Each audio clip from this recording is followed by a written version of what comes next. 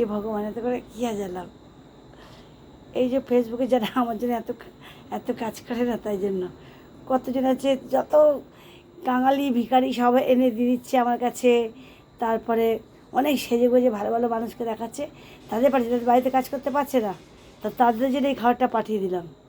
কেন আমাকে এত খেয়াল করে রাখার জন্য তাদের টিফিনগুলো আমি বানিয়ে দেবো। আমাকে খেয়াল করে রাখে তো সবসময় চোখে চোখে, তাদের জন্য আমি এগুলি পাঠিয়ে দিচ্ছি।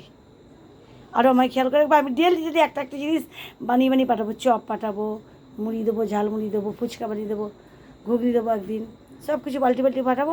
তো আজকে এটা দিলে সবাই কেন ডিম দিয়ে বানানো আছে, মুলাম আছে, গাওয়া ঘি দিয়েছি ভিতরে, দিয়ে সাদা তেল দিয়ে ভেজেছি।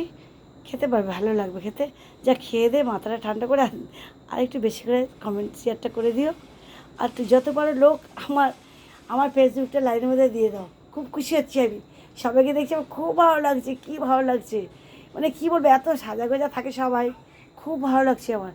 আমি তো বাইরে বেরোতে পারি না, ঘরে থেকে সাজতেও পারছি না, এই জন্য বলছি খুব ভালো করছো, আরও পাঠাও। আর তুমিও খুব ভালো থাকো, যে যে পাঠাচ্ছ আমাকে তাদের জন্য বলছি খুব ভালো থাকো।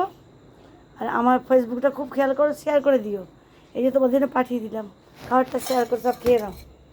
আর লাগলে বানিয়ে দেবো, আমি ঘরের মধ্যে থাকি তো, কাজে বিরক্ত আমি হই না, কাজ করতে পারবো। রাখলাম, সন্ধ্যা।